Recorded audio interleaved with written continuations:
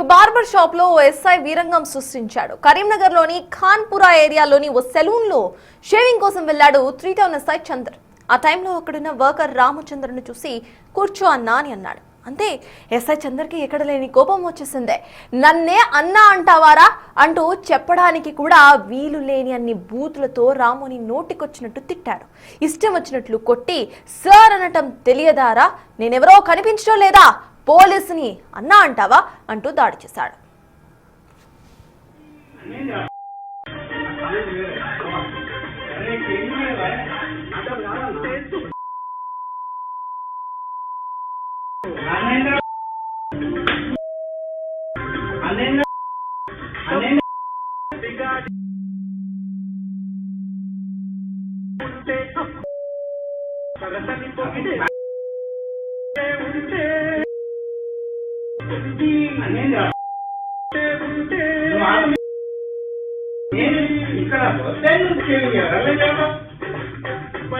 ఇక్కడ